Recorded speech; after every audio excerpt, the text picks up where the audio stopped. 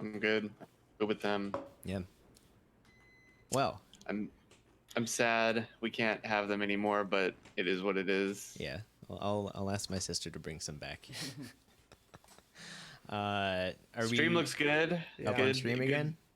good, My good Elgato's work there, broken, so sir. I'm doing it all manual, but we're Oh, here. okay. Luckily, I had to do Man, it the manual for a couple months, so I know what I'm doing. He's man, very that well versed. damn cat. Yeah, No, that not you, kitty. You're a good kitty. that gato. Elgato. All right. Are we back? We're Yeah. good. We're back. We're Yeah, good. I think we're good. Yeah. So the conversation on the Verdant Pulp Double IPA and the Cloudwater Nice IRL Double IPA. They were both hazy IPAs, and that will be a audio only exclusive. Unfortunately, Yeah, Gotta listen. I you don't gotta even listen know what to I the said. podcast. Yeah, Alec has no yeah. idea what we talked about. It's super secret, Alec. You're not allowed to know. Yeah, Nah. we were talking about all of their secrets to their brewing process, and now Wow. you can't know about it Yeah. unless you listen to the podcast. All right, well, I'll listen to the podcast just to get Nice. those secrets. Yeah. Yeah, Awesome. I want to be cool too. The moral of the story for those two beers: if you are in London and can get them, get them. They're delicious. Yes. Yeah, if you can go to I think they call it like beer row or beer road, something like that. It's like more on the eastern side of London. They have like Cloudwater and Brew by Numbers, I think, and a bunch of other breweries over there. So check them out. Yeah. Do it Do it, boys. And now, since we are now. in sober September, Sobtember. so whatever. September. That's more like October and September mushed together. Yeah, that probably is. Let's talk about beer while we're not having beer. So Yeah. this week, our beer topic will be ranking our top 5 San Diego craft breweries. And that is a question that we will be familiar with since we are all San Diego natives. Although we are not all living in San Diego currently. So We were talking about we've been to a lot of breweries in San Diego, so I feel like we're not maybe the authority, but we have a pretty good idea of what we like, and it was hard for me to kind of rank them, but I think I got some interesting picks in there that you guys will like. ooh, okay. Well, why don't we start with you then? Yeah. So we'll start with number 5. I have Pizza Port. We know I am a big fan of the Swamis. I've kind of drifted away from it a little bit though, and I'll talk about it when I get to some of my like top 3 picks because those are sort of my go-tos now. But Swamis is always a good, especially if you want like a pretty bitter IPA with high ABV. So Pizza Port number 5. Number 4, I don't think any of you will have this one. It is Three Punk Ales. It's a brewery in Chula Vista. Rolanda, we went there Yep. once, and it was they have a like they're not really heavy into the IPAs, which I'm okay with. They do like a Mexican lager very well.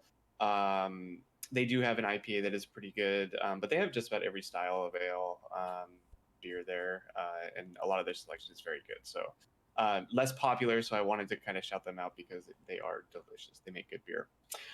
Number 3, I picked Mike Hess. I particularly like their Cloud Hop, I think it's called. Hop Cloud, that's what it is. It is a hazy IPA that is very good. And because it's so close, you can get it very fresh, so it gets a better juicy flavor, which I enjoy. So Mike Hess, number 3 for me. Number 2, we talk about this one a lot, McKellar. It was hard. 1 and 2 are like pretty close for me, but McKellar, just Windy Hill is so good. Just that Uzu fruit one, the chill pills, that one's super good. Raspberry blush, double blush. They have some really weird shit like the root beer one. I think that Alec, you tried that, and it Oh, was yeah. That was not good. real not good. Yeah. So they're not afraid to experiment, which I kind of like, but their like standards are like excellent. So McKellar number 2, and then number 1, Modern Times.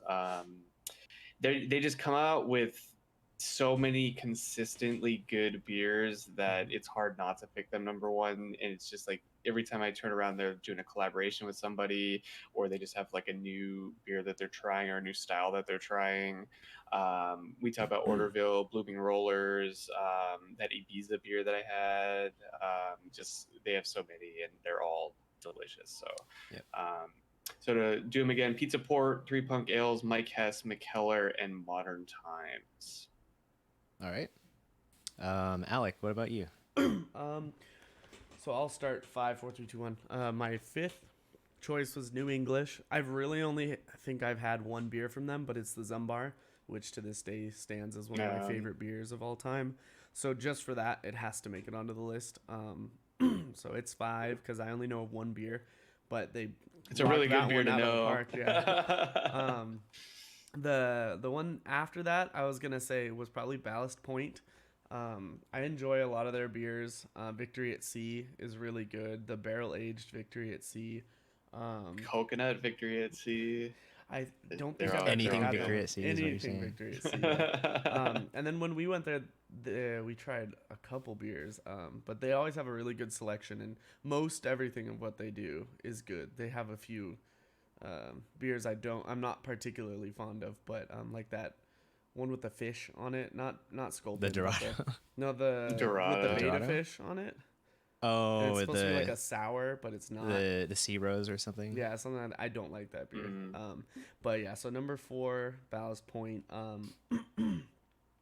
Number 3, I was actually gonna put Mike Hess. Every Christmas there's a down in San Diego. There's the Model Trade Museum, and they always have like a beer. You can go like they have different stations, and Mike Hess is at theirs all the time. Always consistent beers. I like them because they have a lot of like light options or like the citrus. Really like good hot day beers.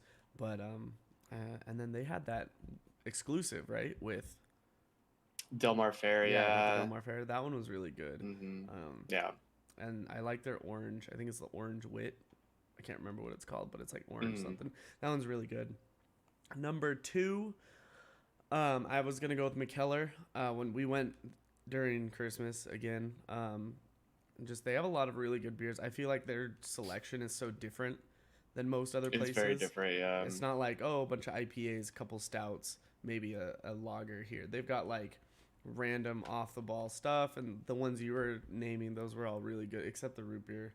And then there's another one that tasted like breakfast, but it was just like way too the much. Maple. Yeah, that one is like so overpowering. It's like, oh man, I can't. Like you get the taster and you don't want to finish the taster. So, and then I'm gonna agree with you on number 1 and go Modern Times as well. Man, 3, 2, 1 were the same. Nice, dude.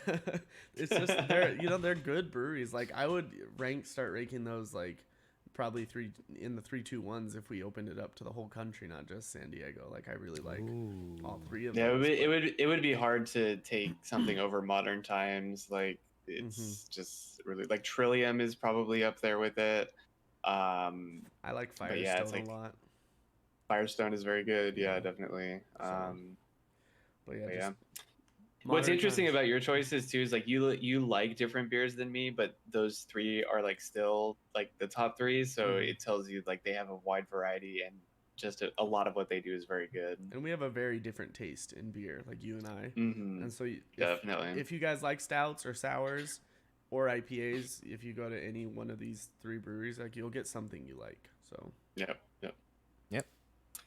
Well, let's see if you agree, Rolando. Me? So my list is going to be a bit different. At number 5, I have Ballast Point. I probably would have rated Ballast Point higher, but since the takeover, I haven't really agreed with some of their beers. But I do still think that they have such a collection of beers that I like the Sculpin and Victory at Sea, just to name a few, like they have such a large collection of beers that are good already Yeah. that I still think they're like Red a top Velvet. 5. Yeah, top 5 Oh, top 5 San Diego brewery for me. Number 4, I'm gonna have to say is probably Pizza Port. Yeah, the Swami's is solid. They have a few other solid beers as well, and like they don't really get as much love, I think, as some of the other yeah. breweries because they're not, like they're not really seen as being that big, or Well, and they kind of made their start more so in like northern San Diego County, and they've like kind of moved down, and so I think it's been a little bit harder for them, yeah, to crack like, with the big boys, Ballast, Stone. Um, St. but I Archer. mean, Yeah, they make really consistent good beer, and same deal, like a lot of different styles as well. So They have cool can easily art too. accessible. Yeah, I like their can art is very different, and it's nice. And their pizza is really good. Is it really? Hence the name. It yeah. is actually very good. So Number 3, I'm gonna put AleSmith. AleSmith is, in my opinion, just a solid brewery. They have a lot of stuff on tap. They have a lot of beers. Everything is kind of just overall solid. They have a few standouts, but I think overall for the vast amount of beers that they put out, like I haven't really had one that's been like, ooh, like this is not good, you know? yeah, they have like, what's their stout? It's like Speedway Stout. Is that Yeah. their stout? Like that's super good. 394, man, what a great beer. And they were only doing it like for a limited time, but it's so popular that it like blew up. Um, but yeah, I definitely like it. Didn't make my list, but it was definitely close. Actually I would say forgot about them, but I like them. I like I would say I like AleSmith better than Ballast at this point. I was actually gonna say because I was gonna do it while I was doing the technical difficulties and coming up with the things, but I actually want to replace Ballast Point with AleSmith. With AleSmith. I like it better. It's and I own a allowed. sweater. Yeah. So, but I Yeah. I was like sitting here racking my brain trying to think of all the San Diego breweries before we got to it with the 20 seconds that I had or whatever. So, AleSmith, number 4. Cool. Number 2, I'm gonna put Modern Times. So I want to know what your number 1 is then. yeah, Modern Times, like overall, like they don't really disappoint on like any of their beers. So they like it's really hard to put them at 2, but like my number 1 is number 1 just because for like putting which beers I like from each brewery like against each other. Yeah. I just happen to like number 1's beers a little bit more, but I do think that it's very close. Hmm. And Modern Times is another brewery that like you don't really get disappointed by any of their beers. I know we already talked about the Orderville being second place to another beer in from London, but I like that beer is like really good. We already rated that beer very highly, and it just shows like how good that this other beer is. Yeah. But yeah, like I'm pretty sure like most of the Modern Times beers we've had on the podcast has been rated like an average of at least 4, maybe 4.25. Yeah. Like their beers are overall just solid. And yeah.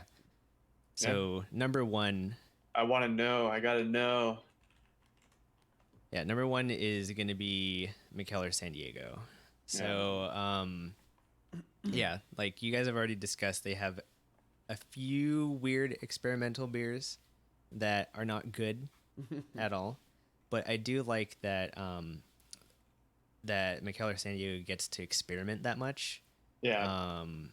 Because they're in such a like a eclectic brewing environment in terms of just like how many breweries and how many just overall how much beer is just produced in San Diego. So A lot. Yeah, which is a lot. And there's just a lot of beers that I just really like from that brewery. Yeah, like the Magician Staff, the Winley Hill, um, just to name a couple. Like I had to put it, pound for pound, like which beers did I prefer between Modern Times and McKellar San Diego. And I just slightly like some of the McKellar San Diego beers a bit more, but it is very close. They're like neck and neck. Yeah, I think agree. It would be, for me, it was much easier to rate Modern Times number one. I think also is they're out here. Like there's a lot more exposure, so I keep getting their beers. I don't get anything from McKellar out here. They just don't make it that far. Yeah, that makes sense. Yeah, makes sense. Yep. By the way, unfortunately, go ahead. San Diego County craft brewers produced over 1.1 million barrels of beer during 2017. Wow. Yikes. That is a lot. Yeah, I was like, I know it's a big number, but yeah, so 1.1 million barrels.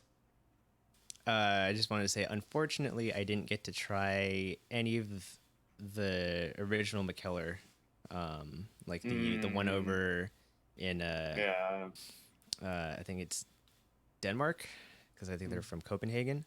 I didn't get to try any of their European locations to kind of compare to the San Diego one, but I do know that they let the San Diego brewery experiment a bit more. Yeah, very cool. Given the environment they're in, where people aren't.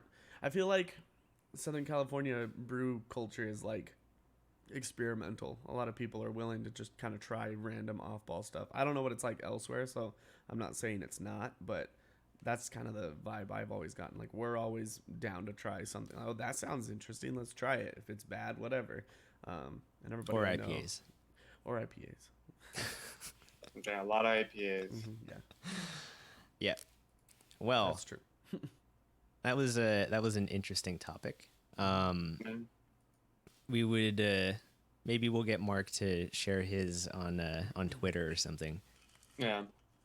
So moving on to our happy hour, we've got 2 shows on slate this season. We don't have a lot really to talk about.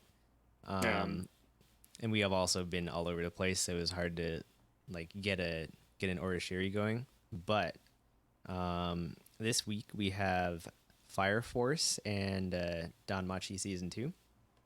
So let's start with Fire Force. This was the episode where they're investigating the first, and they find out the person that's been creating infernals, or so one of the think. Probably one of the many. It would be too easy if they just they catch the guy beat him in one episode. It was him the whole time. Got him. Star Eyes. Then we'd be in Dr. Stone if it were that easy. Like, oh yeah, you know what? You're right. It would be Dr. Stone. Yeah, it's like, oh, we got him. Right. Cool. I knew it. Next arc, let's go. I was 10 billion% sure. All right, anyways. But yes, what did you guys think of this episode? Just like what we keep saying, like the show's super cool. It doesn't garner much discussion, but I mean, this episode had it all. We have a little bit of sleuthing around, a little bit of comedy, and then I think it all culminates in the scene at the end with and Rolando, you joked about it, but it's like, I'm glad they didn't show her crying for like 5 minutes straight. Like a blinking eye. Yeah, that's exactly the reference I made. It's like, at least it wasn't just her eye for like 5 minutes. The one complaint I have about this week is the animation quality was a little bit less until like the ending few scenes. That's like my one complaint this week, but I like the direction that it's going. And I think I like the pace too. You mentioned the animation quality thing. Like, yeah, I feel like it's pretty consistent, but the only thing I can think of in that last scene where Tamaki is crying was like, oh, like they really like put a lot of effort into like making her look like she was very emotional with her crying, and like she's all beat up and stuff too. But then all I could think of was Violet Evergarden crying, and I'm just like, no. oh man, I'm like, Drink. it's hard to, I'll it's drink just it. hard to like Cheez-Its. compare that because it's just like the KyoAni animation of like just emotion is always just like super top notch cheer. And before we move on, are you drinking Cheez-Its? Yeah. This is my preferred method of eating Cheez-Its. I put them in a cup, and then it doesn't get on your fingers, so you can continue to game. And then you got Cheeto dust on your fingers. Oh my Oh, god. Okay, all right, Perfect. Summit. I just had to know. Sorry. No, you're good. I like that last scene. I thought they drew it really cool. But Mhm. yeah, He becomes the hero. You know, He does. in that one scene, and now I think in the coming episodes we're gonna figure out why she gets involved with the Eighth, as we've seen her 'cause in she's the in opening. the picture. So Yeah. Yeah. I'm Well, wondering what he means by the pilot light too. Like, what's that all Yeah. about? He kept screaming, raving about it. he's compatible. This one. He's like, you can do it. I was like, oh god, more yelling. he's like screaming at those kids. He's just like, shut up. Like, Right. they're like crying, and Yeah. they're like, we're about to get murdered. He's like screaming at them. It's They like, just witnessed their murder. They witnessed that poor lady get murdered, and Yeah. he's just like, stop screaming. I'm gonna test all of you. It's like, oh man, like, dude, they're just kids. Come on. I also know that it's like probably really fucked up, but when he kicked Cat Girl in the face, Oh yeah, and she just that went, was like, actually really brutal. she went like a board though, and like fell over. I laughed because it was like me, and I was like, she didn't slump. She went poop, poop. I was like, I don't know. It just looked super cartoony, but yeah, it was real fucked up. And then he got his face smashed in. Yeah. Rightly so. He would be dead. Just saying. We now have another entry into Yeah. into the Devil's The Harem. lore. Another The lore, dude. entry number 2 in the Devil's Harem. There you got Captain Hibana and Tamaki. Yeah. And then Keep adding him in there. the nun will join. Let's I'm go. sure. Yeah, I was talking about that with Drew because like she's heavily prominent in like the ending song, and I'm just like, Yeah. what, like, is she supposed to be like the main heroine? Because like I don't really understand what we're supposed to care about with Yeah, her. and we don't ever see her. She just Yeah, says it's a like prayer her and then- backstory. Her backstory is like kind of depressing, but it's like it's not enough to make me like care about her that much. Whereas you have Shinra, the main character, like the scene of him like holding the hand of the firefighter like after his family burned. Like I feel way more emotionally attached to him than I do for Iris. I agree with you. I think Iris is kind of like a. It's not that she's a throwaway character, but she's just not that interesting. Yeah, like It's just as it boring. stands. Because Yeah. like even though we got some of her backstory, it was kind of more Hibana's backstory. Yeah. Like we still don't really know what went on with her specifically. Yeah, I feel more towards Hibana than I do for Iris. Iris was basically just a punching bag that whole like couple episodes in that arc, and didn't really say much other than like, "Why are you doing this?" Yeah. Yeah. Show Honestly. me the flowers. Yeah. Stop it. I'll show you. He'll come save us. Okay. And maybe we'll find out more about her. I'm interested in the lore though, because it's like we're getting like more into like less of the spiritual and like the god stuff, and more into like the science. It's like these bugs are causing this, or at least one way that infernals are being created. Where do the bugs come from? All that kind of stuff. Just more and more world building, and I think they're doing it at like the appropriate pace. I agree. I think Yeah. it's really good We'll see. storytelling. Yep. Yeah. Well, what do you think? So like we kind of touched on it, but like, what do you think is going on? Is this guy related to like the main bad group, or do you think he's just someone that kind of got tricked? He's not really like directly working for them, or do you think he is just part of the group? It's hard to say because he's like so fanatical. Yeah, he's Like just he kinda could insane. be, somebody could have been like, "Hey, do this," or like, "Hey, there's this stuff, like figure it out," and like he can just be doing it because he's crazy, or like maybe he knows more and is playing a pivotal role, I could see it going either way. Yeah, I'm just kind of wondering, because I was thinking, if they were tricking him into thinking it was like for a good reason, then why is he gonna beat up that poor girl, and be like, you die for it? I don't know. Yeah. So I think he's at least somewhat related to the main bad people group, but like not in a big capacity, not a large role. Like he's just Not like in some a guy they were like, go do stuff, and he's like, ah, and just kind of Right. went off and did his own thing, like the crazy person he is. Yeah. That's my take. All right. Um, What's interesting about that too is like his relationship with the other lieutenant, the other priest or whatever, because you saw like how they had the picture of like them and like another person. So for him to like have fallen so far, I kind of feel for the blue-haired icy captain or whatever, because he's like, God, my friend fucked up so bad, and now I have to figure that out. So I don't know. It's like it seems like there's like some sort of cult or something like manipulating people. It's just the extent of it we don't really know yet. Mm-hmm. all right. Well, I think that's good for Fire Force. Let's move on to Don Machi season 2. This one was another episode where there's a lot going on and like the plot is moving, but I don't know.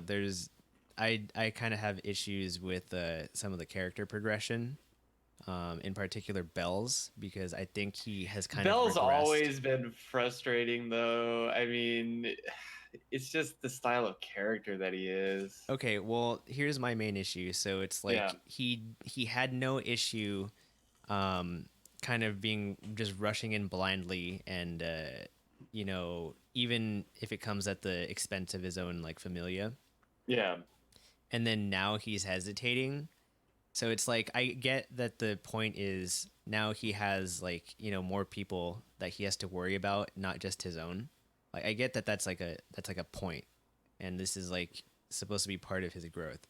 But it feels a bit forced because like he was always kind of like that headstrong idiot type of character that would just run Yeah. in and do I'm gonna save them. do that I'm sort the of thing. hero. But like he was always a coward as well. Like there was like those two Yeah. weird dichotomies playing with one another. In this case, like he's just like hesitating in a situation where like I feel what his character that has been like kind of shown to us so far, like he would just blindly run into it. So like Yeah. I don't really get it. It's like, yeah, I get you're trying to make it seem like he has to care about like how now he has more people to worry about in his familia, but it doesn't feel like it kind of fits. I agree, because to me, character. I feel like there was never an event that would create this sort of shift in the character. Normally, something happens. He's like, "Oh, I gotta protect the people around me. I can't just dive in." But that never happened. He just sort of got put in a cage and was like, "Oh no." I don't know. Yep. Yeah. I don't know. For me, it's like I've never really cared about Bell that much. Like I care about all the other characters more. So it's like I kind of ignore what he does because it's pretty like easy to see like what he's going to do. Like he's so predictable. So I kind of ignore his character and I just like pay attention to like what's going on around him. So to me, it doesn't bother me that much. But I can definitely like get the frustration because it's just like he's like so scripted, and then it's like all of a sudden he's gonna flip the script and like care about this. Mm-hmm. Seems kind of arbitrary. They need to like create this conflict. They basically wanted to create a cliffhanger for what's gonna happen next, right?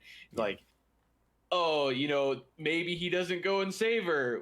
At the end of the day, we all know that he's going to go and save her. And like, start a It's in the war. opening. The second that he met her, you knew that was going to happen. But they needed to create this tension, and so it's just like it's poor storytelling. Not that the story is bad. It's just like they Done probably could have gone badly. about it a different way. Yeah. I don't know. But It's their way of so when he first meets Haruhime and Yeah. she's like, oh, no one would save no Yeah. hero would save someone like me. Like it's harkening back to that because like otherwise that would be like Like Oh, he has doubt. He has doubt in his mind. Is he gonna save her? yeah, that otherwise it would be like a Chekhov's gun, you know, like there's like why did they mention that before? Like it's like, oh, because Yeah. he didn't know what to say to her back then. But like I feel it's like, yeah, he didn't know what to say to her, but like even back then it kind of bothered me cuz like that's like he's the type of character that would say something like I'll do anything to save you or whatever. It's like you A deserve to hero be would saved. always save anyone, no matter what. Yeah, something like what A Alex hero said. fights for anyone who's weak and needs help. Yeah, or like he something. would harken Yeah. back to like what he, you know, his ideals of a hero, you know? Knight and chivalry and all that. All that stuff. It just feels like everything is kind of just playing to how they want it to play. But then again, we are talking about Danmachi, so like I don't know how seriously we want to take it yeah. because You like, know, the show itself you know what isn't- I want. You know what I wanted to ask you guys. Like, does their family like seem like super depressing and like kind of rapey, like the Ishtar Oh, family or yeah. whatever? Yeah. Like I feel bad for a lot of them. Like it's Well, I feel bad seduced for and like Aisha. She got her butt Yeah. kicked and then raped. that they're just like super like the scene where she like grabs or the toad grabs Yeah. Belle's crotch Yeah. and then Useless. like chokes him and licks his face. That was just like Yeah, and she really was like disturbing. drooling. I was like, "What is this place like?" And then she went to go get some drug Sex drug. drug. Like what the like why all right like sure it's kind of a lot. Like Yeah. it's kind of a lot. Kind of a a lot to wild, deal with. wild ride here. And it, like the sound she makes sounds like the Titans walking. Oh yeah. Yeah, right. She sounds like it. She sounds like a Titan. She looks like a Titan. Well, she is a Titan. She is a Titan. Is that Is that how it where- works? Is that how it works? Walks like a Titan, talks like a Titan. Must be a Titan. Yeah, I guess That's so. Got him. Got him. Well, Sex Titan. Sex oh, Titan. God. Oh shit. Death by snoo snoo. Not the good kind either. Not the good man. kind of snoo snoo. No, just you the just get crushed crushed. pelvis snoo snoo. yeah. Oh gosh. Is there anything else? I know we're kind of like right before the climax of this arc. What do you guys think? I'm just waiting for him to blow up the tower with his super firebolt and just explodes the whole thing. His explosion. Yeah, exactly. Mega Man. Yeah, from the bottom of the tower where after Man, he he's gets another. the drug He's another from the toad. discount Mega Man. Explosion. All I right. missed that show. Yeah. Yeah. We Yeah. need more Konosuba. Mm-hmm. The movie. I can't wait for Please. the movie. Oh yeah. Yeah. Anything that comes out for that show, I'm so excited for. You're excited. excited Alright. much. Well, I think that's it for that. So we're gonna have another couple of anime topics to discuss. So the first of which is what isekai world would you want to live in and why? So it can be any world. Doesn't have to be anime. It can be video games. It can be a world you made up. But why or what and why? So, Yeah.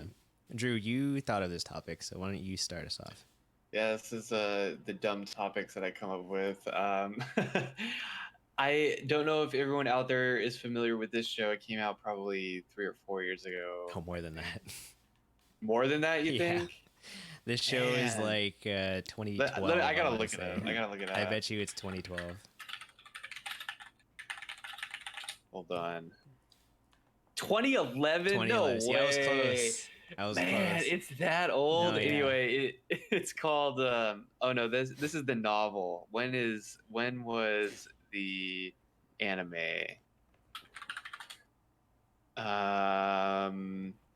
Blu-ray 2016. When was the actual airing? Yeah, I'm trying to find it. Sorry, this is awkward. 2013. Still close. 2013.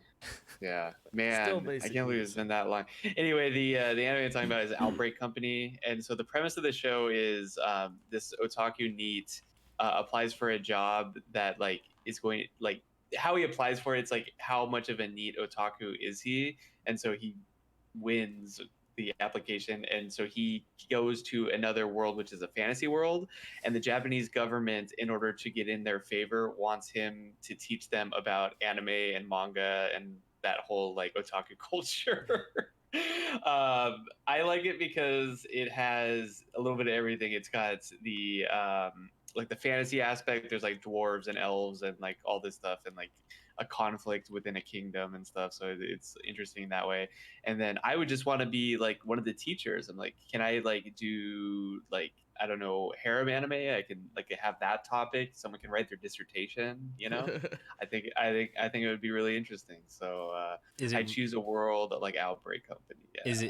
is it because you want to have a bossy little lolly, or do you want to have a an elf maid?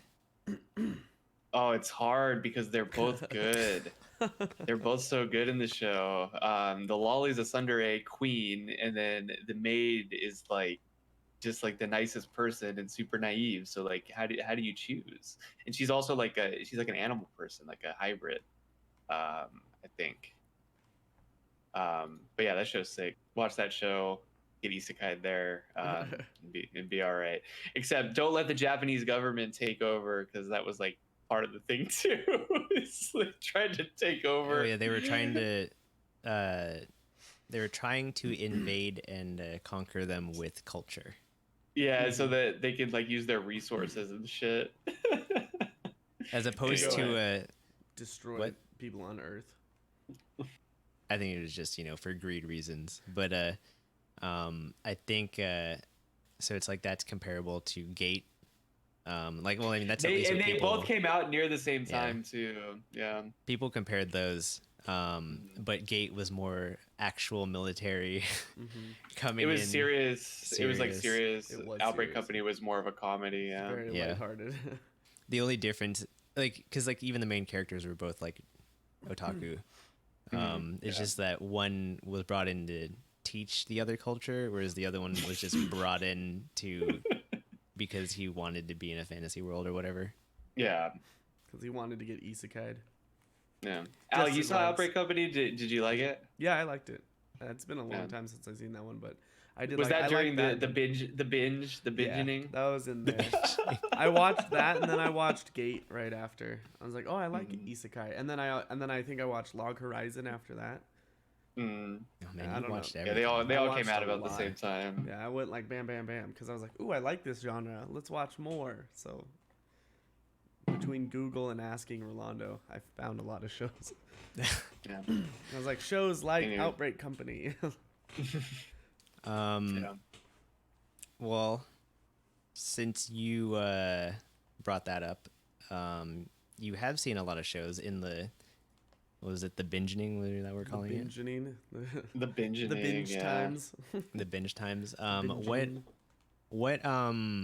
What would you choose? What is your isekai fantasy? I think it would be really cool to be in the Log Horizon world. I really liked that show, and I like that it has kind of the mechanics of the video game that you can. So I think it would just be really cool to live in a world where you could, level up skills and I don't know, do all of the stuff that you can in an MMO, but like in real life. And the other one, Shield Hero. It's like they have that similar aspect, but I don't choose that one because the people there suck. Whereas like in Log Horizon, everyone's nice, they're cool, and I was like, okay, and they always have like parties and shit, and there's never really anything all that bad that happens. They just kind of go kill monsters and then have a little bit of drama, and then like, let's just throw a party, and it's all fine. So, Log Horizon. My other choice though would be Restaurant to Another World, because it would be cool to get That's isekai'd cool. Yeah. to mad good food all the time. Oh, that's actually a really good Yeah, one. that is a good one. This one's tough because it's like, do you choose something that's more realistic, not realistic, but like, in terms of logistics, the whole point of going to another world is not realistic, but in terms of like how you would go about it is realistic, something more like Outbreak Company or Gate or Restaurant to Another World. Or do you choose something where it's just like straight, like virtual like stabbed. Sword Art Online, you know, Mhm. any of the other like downloaded into a game like ones, or do you go with you're just straight dead and you're in another world? Slime guy. Like Slime Guy, Konosuba. ReZero? Didn't he? Yes, yeah. Yeah. Although I don't remember He him can't really dying or die, shit. but die. he just gets He over just there got there. He just got with there, his yeah. cell phone. And Don't I would forget not that. want to be in that world either. Fuck that place. Yeah, that world Fuck sucks. that that place. world. That world sucks so Fucking bad. worst. Oh my Like, god. Between There's that a one and giant Shield whale. Hero, man. Oh, dude, between those two, Yeah. it's just like, no, I'm just gonna seppuku right here. Like, I don't Yeah. want to be here. Let me get isekai somewhere like- else, please. There's like really fucked up people. There's like a giant flying whale that they have to Mhm. kill that just like kills travelers. Like, sounds terrible. Yeah. It sounds like a terrible place. And then Shield Hero, it's like, well, you could end up like a slave or just Yeah. like murdered or something. Like, it's just wow. The Or king will everyone hate just you. straight hates you. Yeah. Yeah. And you're like, well, this sucks. Darn, everybody hates me. My life sucks. The whole world's Um, against me, literally. I don't know. This is tough because it's like you know, like the world of like Sword Art Online and what's the other show that's related to it? Excel World. Like that's all like one universe, and it's kind of cool to think of like being able to go into a virtual world and then like come back out of it and still be Sometimes. well, yeah, Most of you the know, time. when you're Yeah. not being brain hacked by a by a dead crazy ghost. An eccentric guy. billionaire. By Tony Stark. Play the game with me. Play the game with me. Fucked up by Tony Stark. But because like, you know, if you think about it, like even with the Mother's Rosario arc in Sword Art Online, like you even have someone that like can't use her body, like Yuki, and she's able to do whatever she wants in a virtual world. Like that's cool to think about because it's like you can interact with so many different people. But I think I'm leaning more towards the more practical. It's not as practical as like downloading your brain into a virtual world, but the Outbreak Company or Gate type of world. Whereas like, you know, your job could be to go into another country or another world and like conquer it, like Gate, and you know, come back into your normal world. So I think I'm gonna go with that. Let's say Gate. Gate. That would be the one. You want to go fuck up other people's worlds. You know, fuck up their Nice. world, and then Like, I you want come to back. steal your Side- goddamn resources. All right. Come back. And If be we have like, any America, people or sorry, from- Japan. If we have any people from another world listening, watch out. It's coming for you. Oh no, Oh god. they're gonna isekai you now, dude. Oh god. Oh, Oh, watch out for trucks, Watch dude. out. I'm going jogging. No, it's just gonna be a tractor. Watch out for traffic. Watch out for that tractor moving very slowly towards you. It's coming. I can't get out of the way. Ah! Tina, you're going towards the only car in the parking lot. Tina. Tina. Tina. Sorry. Tina. Tina. So you're saying that that you show. would go to Bob's Burgers world? Oh, any day. Hang out with Bob. Dude, that Bob's sounds Burger, like the best yeah. time ever. Have a burger of the day every day. Right? Man. It's got its dumb name, and, Yeah. and he talks. So good. Hey, So good. Talk to the food. Need a Alright. Bob's Burger anime. Be sick. Need more Dude, seasons. Bob's Burger is American anime, dude. Yeah, No, it's They It's call adult. cartoons. It's adult animation. Adult animation. it's adult cartoonography. Anyways, so our second topic is what anime or anime films have helped make the most progress in making anime acceptable and popular, obviously outside of Japan, and also in your opinion, obviously. Yeah. We're not saying fact. like this is the This is the film reason. that did it. this I is have it. statistical evidence behind my choice. I don't even have statistical evidence. This is just it. That's it. This is just the reason, and if you disagree, you're wrong. You're wrong. Your opinion Well- is might as well get isekai because we don't need it here. Oh, That's right. shit. That's right. Take it to some other world. Yeah. Hopefully it's ReZero World. Oh no. Get out of here. And so it'll just disappear with the whale. Alec, that this was whale. your topic. Why don't you start us off? Okie dokie. Yeah, so I thought of this actually springboarding off the topic we had last week. This was the one I thought of. For me, I think kind of what comes to mind right away is most or any of the Miyazaki films. I think I know a lot of people who have still haven't seen like anime, but have seen those, and they're like, "Oh, I think anime is cool. I just don't have time to watch," or something like that. But that's some of the stuff that they first saw. So for me, it's like Spirited Away. I think is a really good one, or Princess Mononoke. It's like those I think have really popularized a lot of stuff for people here in the West. And then now that Disney picked them up, even more so because they're just spreading them all over the place. Like Ponyo was huge. Hello, camera. Okay, it's blurring me, and then it's doing the opposite. That for me, and then I think a more recent one that I actually know a lot of people who've seen this movie and didn't watch anime or kind of thought poorly about it. It's Your Name, and they've seen that and they like really liked it, and they're like, oh, maybe anime is not so bad. This is it got like tear jerker. They were sad and stuff, and they're like, oh, what should I watch? And then you get into that conversation. So for me, it's kind of those movies right there. I don't know if I thought of a show in particular. I think it's much more. It's much easier to like get somebody to watch a movie. It's just a 2-hour commitment as opposed to like a week-long commitment to watch like a show. Be like, check this out. It's cool. It's anime. Like, if you like that, there's a lot of other stuff I can tell you about that you'll like.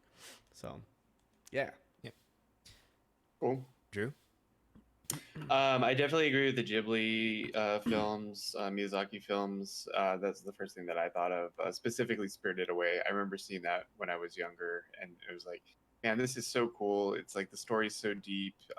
The imaging, all the different symbolism on top of like the music and the like top tier animation is just like amazing. And it gives you like that Disney quality, but like with a little bit of a different spin because it's stories and things that we don't commonly see here in the West. So definitely for me, like Spirited Away, Mononoke, super super cool. I was thinking about some other ones. Another one really specific to me that sort of got me back into anime was the Evangelion reboots. We're still waiting for the fourth one. It's not coming. I mean, Not coming. But I remember seeing the first one and just like watching the climax of that film, and it was just like, wow, this is like, I'm emotionally invested with all the characters. I want to know like how this is going to end, and just like watching that ending scene, and like how they like save Tokyo and stuff is like super awesome. So Ava reboot's definitely good. I hope we get the fourth one soon. They keep teasing it, so maybe they're actually working on it. No. The last one I think of that's a little bit more recent, and by recent I mean like 2010, Summer Wars. I don't know if y'all have seen this one. Mhm. Basically, some guy solves an equation to like this. It's almost like a fantasy Sword Art Online world, except you don't go into there, but you like have an avatar, and like most people use it. It reminds me of what's that? The movie Ready Player One, sort of where like this game or this new genre of VR just like takes over the world, and everybody like regardless of walk of life uses it. It's kind of similar to that, and it's about him and his family, or I guess the family he's marrying into, kind of fighting together to preserve that world because it like has real world implications, like medical technology uses it and things like that. So very cool, top tier animation, again, good storytelling, something very unusual, but done well. And it's been like on Toonami. I think all of these have been on Toonami. So definitely accessible here in the West. So those are the ones I thought of. Nice. All right. So I feel like you guys have talked about a lot of movies, because that's the obvious like entry point into anime for like the West. So it's like, I want to kind of talk about shows that maybe have introduced people into the wider world of anime, but not, um, like the most widespread. But like in terms of that, the most widespread would be something like Pokemon, because that's like multimedia. So it's like there was obviously a video game, but there was also a show that was very long running, still currently running in Japan, and I believe they still show it on, I don't know, Cartoon Network maybe, I don't know, I think so. but yeah. probably it's like it's still going. It like really captures like a younger audience. They may or may not get more into it, into like animation, Japanese animation, other than just watching that. But like that, there was a bunch of films. There was like a long running show. I feel like Pokemon is also such like a huge pop culture Absolutely. icon that has kind of also spread into like making gaming itself more acceptable in terms of pop culture in the West. And like just to add on to that, like isn't like one of the mascots for the Japanese Olympics is like Pikachu? Probably, It's like yeah. Pikachu and Mario. Like it's pretty like you ask just about anybody. I mean, everyone knows like what Pokemon is like for the most part. So Yeah. I definitely agree with that one. And most likely they've seen like some form of the The original show or cards something. or something, yeah. And then like on top of that, so it's like there's a lot of shows back from a long time ago. So it's like no one. I'm not gonna say that no one really talks about the original Dragon Ball, but like people talk about Dragon Ball Z a lot as like something that kind of brought them into anime. And that kind of like stemmed people over to shows like Bleach and Naruto, even though those aren't really the shows I would say brought people into it. That is definitely like Dragon Ball Z is probably like the forerunner like of like the Toonami block that really brought at least US and then probably Canadian audiences into Japanese animation. Because it's like if you think about like other shows that may have made it over to the West back then, like they were on VHS tapes, and they were stuff like Gundam Wing, Sailor Moon. It was like very smaller collection, like Rurouni Kenshin, I think Tenshin Outlaw Muyo. Star. Yeah, like these were like shows that like if you asked people about it, they would be like, what? But if you ask them about like Dragon Ball Z, like, oh yeah, Dragon Ball Z. Yeah. So it's like I felt like there was more of like a gateway show for people back then. And I would say like that for boys and Sailor Moon for girls. Sailor Moon, yeah. I feel like those two are like they identified with one or the other. Yeah, makes sense. Yeah, those were like the two main shows, and they were both Toei shows. I would say if we want something that maybe brought like people didn't know about too much, but then it really brought them into it, and this was also another Toonami show, and like highly recommended, it would be Cowboy Bebop. Yep. All three of the shows that you mentioned are the ones that like pops into my head when I think of like specific like anime, not anime movies. It's like Bebop is like you watch Dragon Ball Z, you watch some of the more popular ones, and now you're like trying to experiment. Like, what do I go to next? Like Bebop is like that natural choice for me anyway, because it's a little different from the others. Obviously, it's episodic and it's much more adult themes, but man, it's just so good. It's so good. It is. And it was like you had Cowboy Bebop, and then like that was on Toonami, and then people were like, oh, what do I watch next? And you got stuff like Trigun, and then around that era you also had Evangelion was airing, and yeah, that like again, like these are I guess what we would consider like the classics for our generation. Not to say that like they're like necessarily all of them were good, but like these are shows that like people remember because it's Yeah. like kind of what brought people of our generation into watching. And I'm sure that was the same for like other generations, like whatever shows that they saw, whatever. To me, it's interesting. There's kind of like tiers to the classics, right? You have like the ones like Trigun, Cowboy Bebop, they all fall in, like Samurai Champloo, they fall into that bucket. And then you have the next bucket, which is like Death Note, Full Metal Alchemist Brotherhood.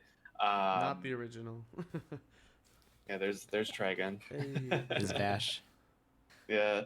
Um, and so there's like, and they're like, I think I would throw like maybe Naruto and Bleach into the Full Metal Alchemist bucket as well. And so now when I think of classics, it's almost like they're not even classics; they're not even that old. But it's like Shokugeki, Attack on Titan, Sword Art Online would have to be. Sword Art Online for sure. Yep, For sure. yep.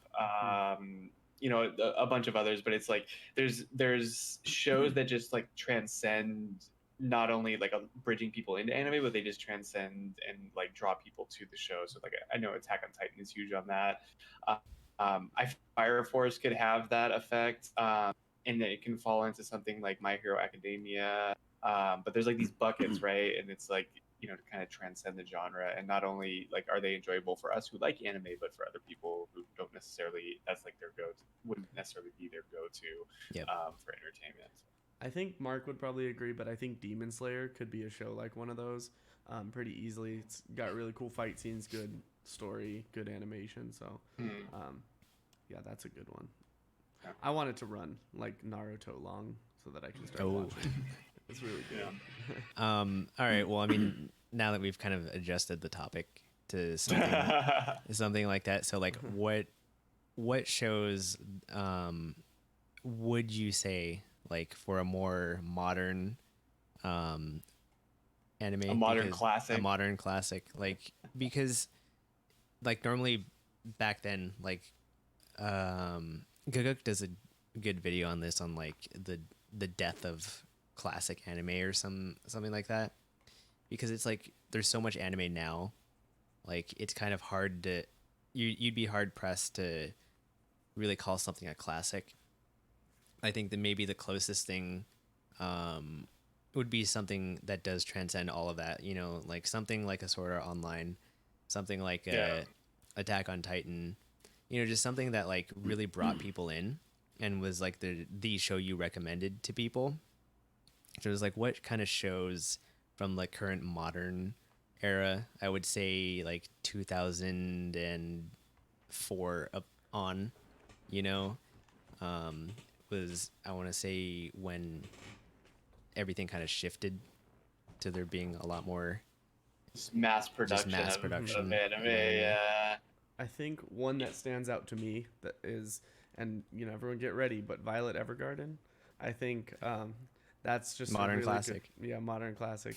I think it was just And really good. It was on Netflix. Like, that's what I was gonna say. The availability of it makes it that much, like makes it that easier to like fall into that category. It's like it's on Netflix. Everybody had it, and people might be scrolling through. It's like, oh, I don't. Why would I watch it? Maybe they turned it on for laughs. And like, oh, this is actually like interesting. You know, you never know.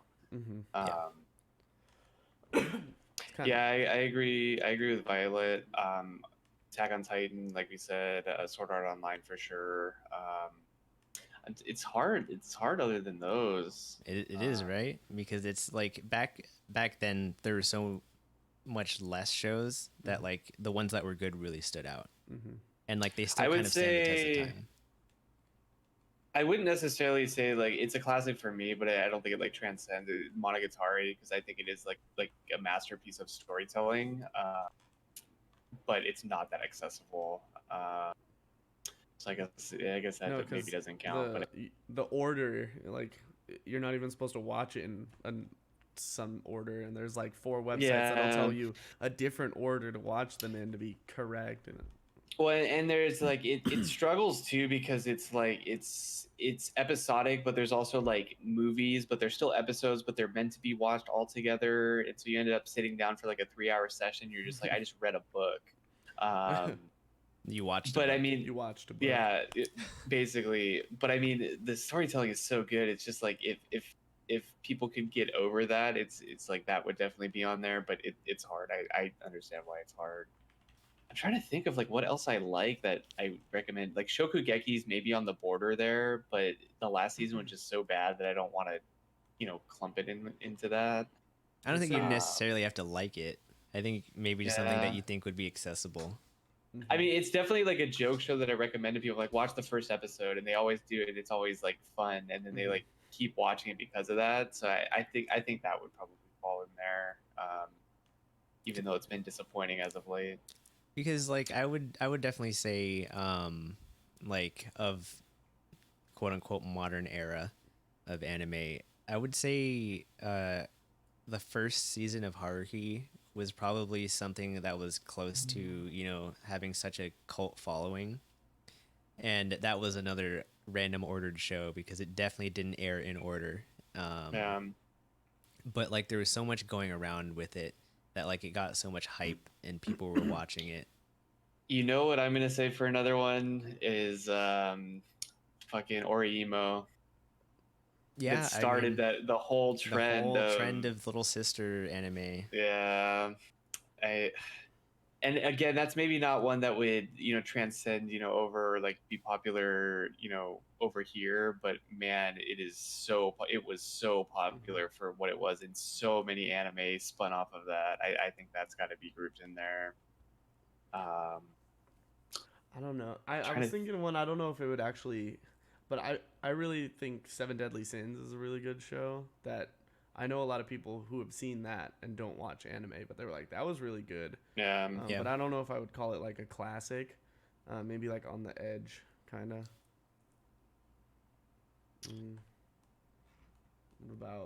I'm like scrolling through a list of DxD shows. maybe. I don't think DxD is gonna bring anybody into anime. I mean, it's like outlandish and over the top, and it's like I know people who like just know about DxD because of the meme. I guess you say the same thing for JoJo. Yeah, I would go JoJo over DxD though, because like Steins JoJo Gate. has like that cult Steins Gate. Yep, Gate, yeah. there's a good one. Yep, absolutely. But back to JoJo, it's like it's got that cult following similar to like Undertale, and like that's a video game obviously, but it's like the same sort of similar type of followers who are very passionate about it. One Piece. One Piece is in a category of its own, I think. But I mean, the fans, like One Piece fans, love One Piece. They're like fanatical. Well, I mean, about that shit. it's good. The longest Yeah. running. Yeah. Running just anything. I think it's still the longest published manga, right? One Piece. Probably. I wouldn't be surprised. I thought One Punch Man. That might be. Just it's maybe too niche because it's super satire, but again a show that I recommend that people enjoy. Yeah. My Hero Anyway. Academia is probably Yeah. For sure. Oh, I can't wait for it to come back, please. Please. yeah. I need to finish catching up. I need to All for One and One for All. I need to so watch good. last season. It's 'Cause, so good. I ran out of. Please. I didn't have time to watch it. Yeah. Too many shows. Too much shit. There's a lot of shows. That's the thing. There's oversaturation of shows now. Well, and it just to like kind of close this segment up too. It's like think about how many shows we decided that we're gonna start the season with, and then look at the shows that we're talking about now. It's just like there's like it's. Well, you there's guys so need to much catch up on crap. Vinland Saga. That's true. Yeah. Like, we could talk about that.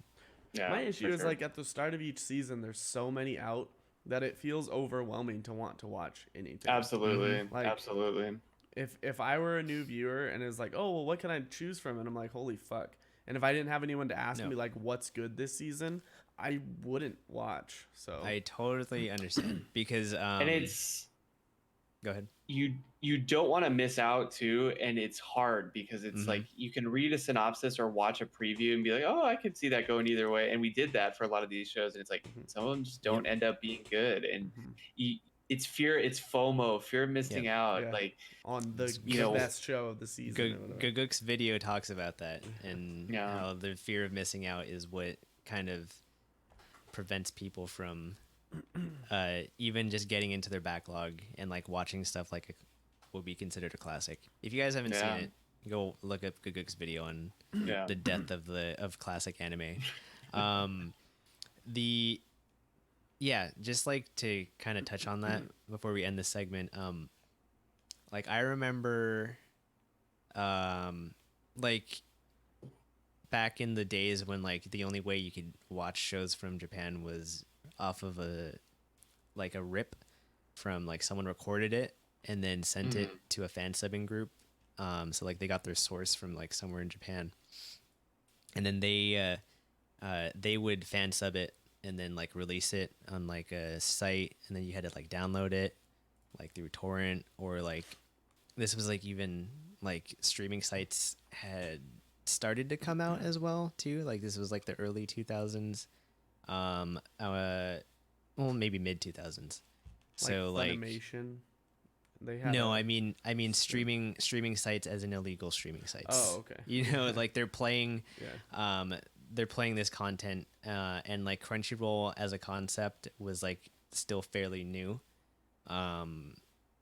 Because like around 2006, I want to say 2007, like they had kind of formed like out of this like fan subbing culture, because it was like back then it's like shows that were airing currently in Japan, you had to wait for someone to get access to the show, and then it had to be translated, and then they had to typeset it, and then they release it, and then there was a huge difference in quality of subs, and so like Crunchyroll kind of became this thing where you have access to the shows. It's legal. It's not more legal. It's legal.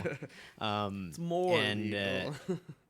And they were subbed, and they were somewhat on time. They generally came out, you know, at earliest a day later than the actual broadcast. And then this is probably another topic we should talk about like on a different date, which is like fan Let me subbing. write it down. I guess fan subbing may be the death of it in the modern anime society, but like back in the day, you had such huge difference in like fan subbing quality, that like sometimes you just couldn't watch a show because like they were either like really bad at English or they were just trolling you. And like Crunchyroll kind of solved that by just having this like uniform place where you could get some shows. They didn't have a lot back then, Right. but Oopsie. Just showed the whole they desktop. like you at least could somewhat trust the fan subs or the translations, because the translations back then sucked. Crunchyroll translations were memed so hard back then because they were just so bad compared to fan subs. It's funny. When I think of Crunchyroll, I think of like almost there was this show on like Discovery Channel or something. It was like Moonshiners or something, and there's always like some guy who's like trying to go legal or whatever, but it's like so much work to go legal. Like Crunchyroll made that first step to like pioneer how to like run a site and how to like get stuff done legally, and a lot of things spawned off that. I have a beef with Crunchyroll. You guys kind of know that, so I don't support them. But they did kind of pioneer the streaming services, so it is like they are important in that journey. They have a lot of other issues, and we've talked about them before. But at least they, you know, kind of like what you were saying, they pioneered that journey, and they weren't very good at it for a long time, but now they are one of the better ones. I'm still upset with them, but it is what it is. But They have some security issues to work out. Yeah, definitely. Like there was like way less shows to watch back then, and it really depended on fan subbers, like what groups were subbing which shows. So you had an even smaller collection of shows to choose from. But now if you're interested in something, you better hope that somebody was subbing it. Otherwise, you were, you know, SOL. Otherwise, learn Japanese. Yeah. Or just enjoy the animation. Just like, wow, this is a cool show. I don't know what's going on, but it's cool. But yeah, like now It's we like just a we're foreign film. so inundated with all of these streaming services, like offering all of these shows that it's like, yeah, it is hard to kind of keep up as it Yep. compared to back then where you just watch everything because Yep. there wasn't a lot. There wasn't that much, yeah. Accessibility is a huge thing about anime, and it's like becoming better, obviously, but at the same time, it's overwhelming. Mm-hmm. I really want to go back and watch some of those shows that I haven't gotten to.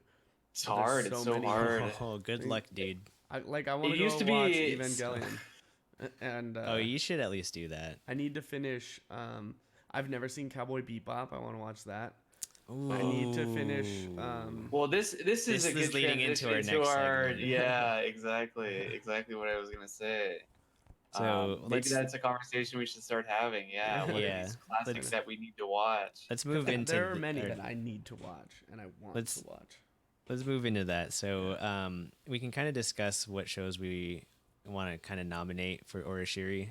I know Mark really is gunning for something like Clannad, and I'm sure he has more. So But yeah, like since we're on this topic of like older classic shows, so you haven't seen Cowboy Bebop.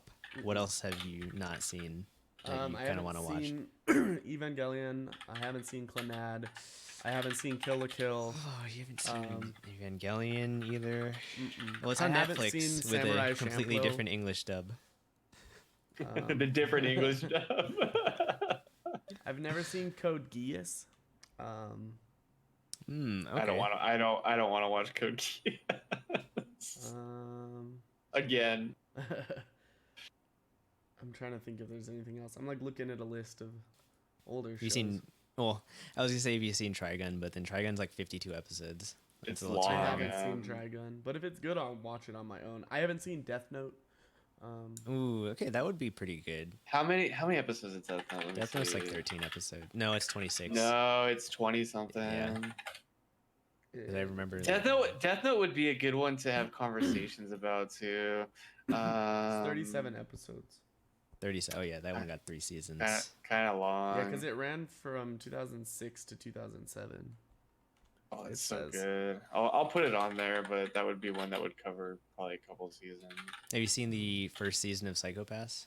Yeah, I've seen. Okay. Yeah, both, he I loves believe. the Psychopaths. Yeah. Yeah, It's that getting was during another the more binge- movies and what is it another called? season. The binge. The bingeing. The bingeing. bingeing. The binge Yeah, times. It was during the binge times of the bingeing. And what are Yeah. some other classics? Kind of all I can think of. We've all seen Steins Gate.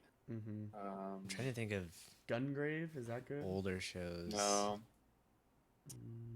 Man. Like short, good one shots. Mm-hmm. Yeah, I've This never is seen hard. Samurai Champloo. Never seen that. Champloo. I would rather like Bebop is the better one to watch. Yeah. Champloo is good, but it's not as good. This is not a show in particular that we probably would watch on Orishiri because it's got a lot of seasons and is fairly long. But have you guys seen the When They Cry anime? Like any of them?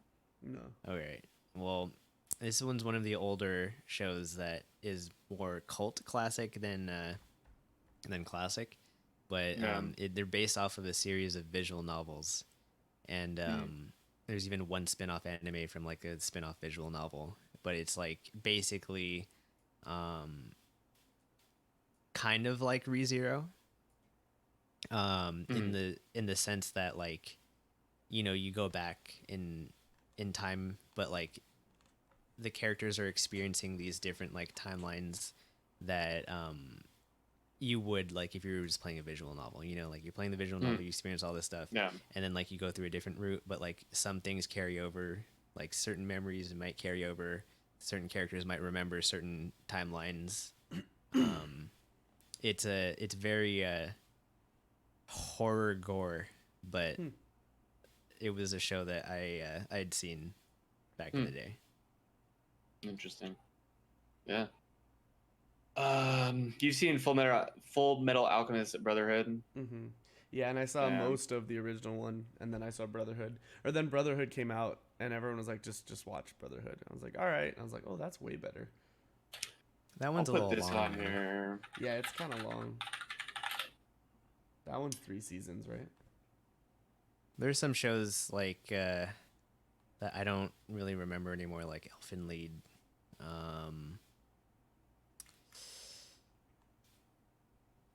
Yeah, there's a lot of shows that like Berserk, are just old Ghost in the Shell. that I don't even remember. Gintama. Ghost in the Shell's good. Ghost in the Shell. Outlaw Star, I haven't seen that. Ghost in the Shell would actually be something that you could talk a lot about, but the actual like the show, super, yeah, the actual show is like different. Like it's based on different stuff, but there is a lot to talk about. yeah. Yeah, I haven't seen I'll that put it. A standalone complex.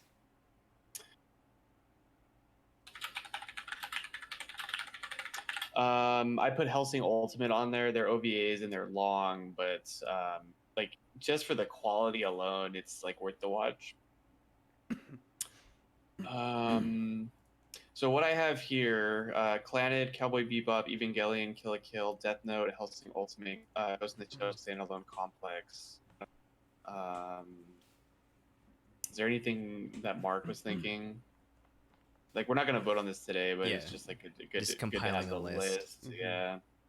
I'm trying to think of shows that I have seen. We can send him this list too and be like, hey, add anything. We're gonna talk about it next week. So Yeah, we'll have that conversation because we'll probably vote on something next week. Mhm.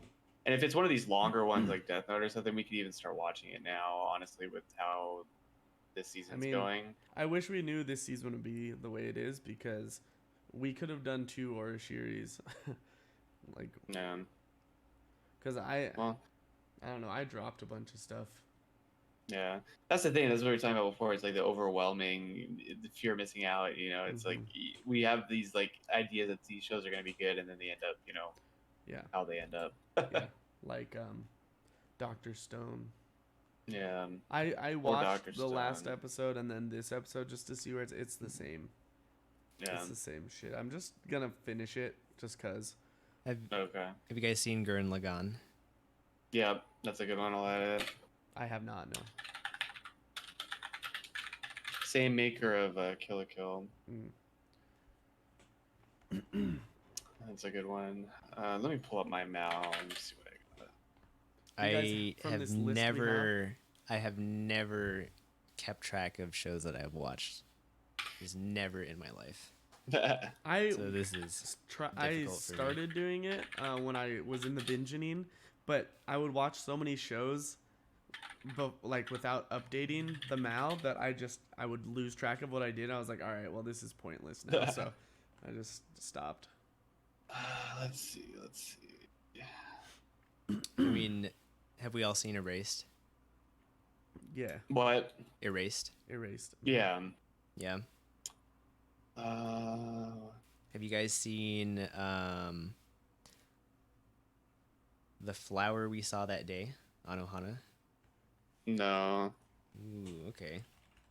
That might be one. No, I haven't seen it. That's a It's different on Netflix. type of show. That's on Netflix. That'll What be easy to about get. Fooly Cooley? Haven't seen You're it. talking about the current Fooly Cooley or the original Fooly Cooley? The original. The one that's like 3 episodes. Oh, I want to watch this show, but this isn't appropriate for this segment. Hentai Oju, Wada Wada and Neko, the Stony Cat. I mean, I don't think it's inappropriate. It's just that I don't know if everyone's gonna vote for that show. Yeah. And there's not really that much to talk about. It's just like a good, entertaining show. What else? What else do we have here? God, I watched a lot of bad shows. The seed is back then. You just had to watch whatever was out. Madoka. Has everyone seen Madoka? Yes. Yeah. Oh, Madoka's so good. That was at the beginning of the It was binging. binging. Yeah, that's Yeah. a good one to start the binging with. I'm pretty sure that was actually like one of the first shows I watched before just Okay. spamming shows. I've got one, and this is somewhat. This is a show that I never actually have finished. But like, I just don't. I can't really attribute it to anything other than just like, when you stop watching a show for a while, like depending on how busy you get or whatever, Mm-hmm. you just like can't get back into it because there's so much going on. But that would be Shin Sekai Yori. From the New World.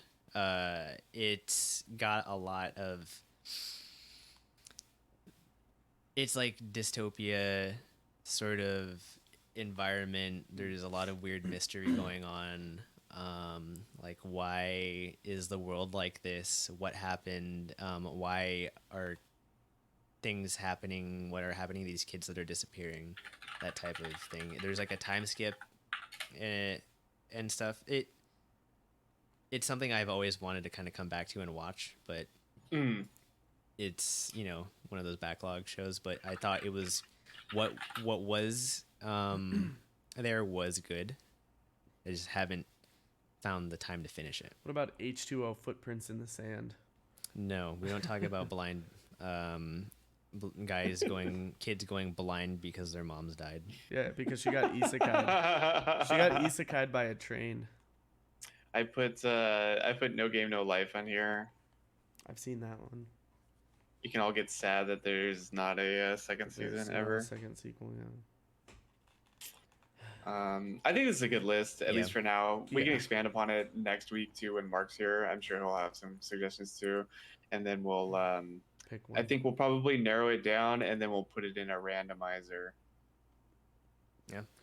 Yeah, maybe All we'll right. do like Go. each of us votes on one or two, and then Or we'll if get there's a show total that of, like, 4 to everybody 8. really wants to watch. Yeah, that's true. But depending on how next season goes, we should probably look into what's going to be airing Earlier. and see exactly what we want to be watching. Yeah. Yeah.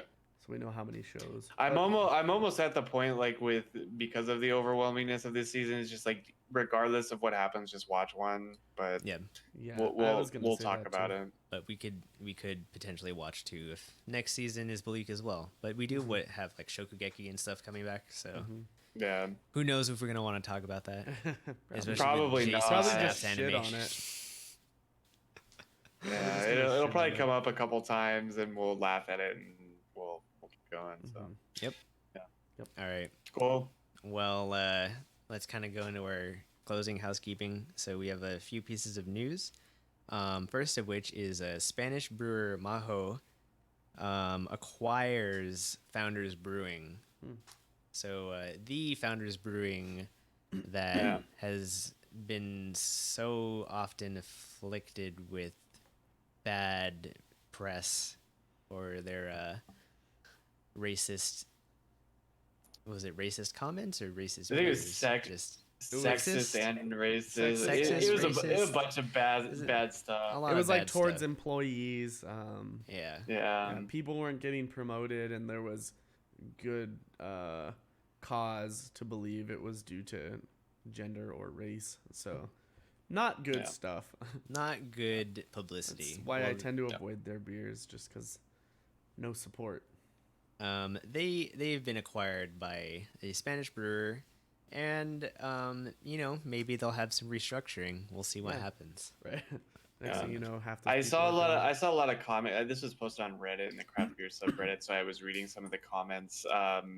They make it sound like this is not a good thing. Oh, really? Because there is still like a lot of love for like their beers, because they do make They good do make beer. good beers. But a lot of people were saying like, oh, there goes the quality now. But basically they did this because they were expanding at a rate where they could not control, and so they kind of wanted to sell out. I guess there's like 20 shareholders that like wanted out, so it made sense because they had a collaboration I think with this group before, but now the group is just like straight up taking over, buying it out. So All right. Interesting. Well, next on our list, so Rising of the Shield Hero, what we talked about earlier with our Isekai segment, that is confirmed for seasons 2 and 3. So before, I believe we only knew about season 2, but now we know that they have greenlit production. Well, they've greenlit production for a third season. It's currently not obviously being produced because season 2 is being produced right now. But they he wants have food so bad. they have confirmed that there will be a third season of the Isekai anime. Yeah.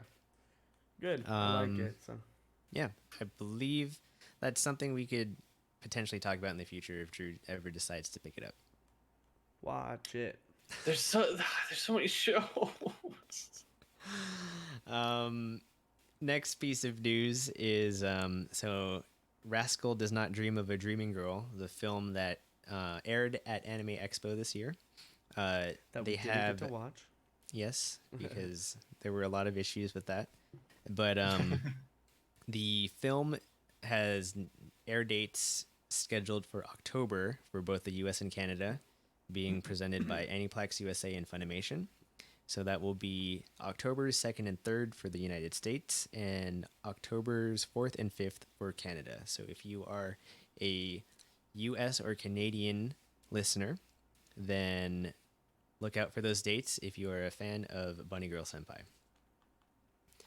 Last piece of news. I don't know if you want to pull this one up, Alec, because it looked kind of interesting. Okay. Because my Stream Deck is broke. Got it. So, apparently there is a bar in Ginza that will have 8 virtual YouTubers serving you. So this is going to be in November 23rd at Ginza's Snack Judo Bar. And Oh my god. basically it will have 8 virtual YouTubers. And they will be serving you instead of in place of a human serving you. Ooh. And they look like that. I got it up. They look like a character on a TV screen. Yes. Yeah. So yep. Sounds like a virtual YouTuber. Yeah. If you are a fan of virtual YouTubers like Kizuna Ai and the such, maybe check out this bar if you're going to be in Japan on November. Yeah. November 23rd specifically is when it will operate until. Interesting. Cool. Oh, I guess it's active now until November 23rd. I misread that. So yeah, if you are interested and you are in Japan right now, go to Ginza's Snack Bar Judo or whatever they called it. Yep. All right. Snack Judo. Snack Judo. All right. Well, that's been episode 114.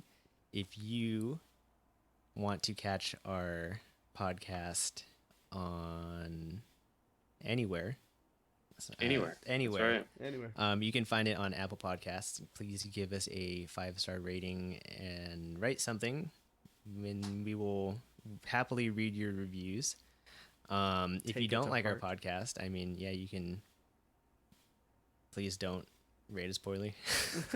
Yeah, you can find us on Apple Podcasts, SoundCloud, and Spotify. Then you can also follow us on Twitter at Anime on Draft. Our Instagram is Anime on Draft Podcast. And then our YouTube channel, Anime on Draft, usually has our Twitch VODs. You can find us on twitch.tv/Anime on Draft. Watch us live as you are now. If you are watching, thank you. Right now. Yeah. And you can find kind of everything at our WordPress, animeondraft.wordpress.com. It is heavily outdated. But the links aren't. But the links are there. Links are very much in date. It also has a nice little button called a contact on that page, or on the website. It'll bring you to a page that will link you to our email, animeondraft@gmail.com. So if you don't want to type that into your webmail service and email us, you can also contact us there on that webpage. So send us any thoughts, suggestions, collaborations. Looks just like this. I don't know. Contact button. Boom. Right there. There you go. Easy as that. Yeah. Easy as that. But yes. Anyways, this has been episode 114. It is no longer an Ohio Sekai because soon that the broke world... everything. Yeah, that is actually what broke everything. Alex's stream our computer broke and couldn't stream. Your Elgato got killed by it. You can blame Dr. Stone. You know what? Yeah, it was all thanks to Dr. Stone. That bastard. That What a damn piece of bastard. shit. He's stealing my electricity. But yes, anyways, this has been episode 113. 14. 114. You were correct. And bye-bye. Goodbye. See you later.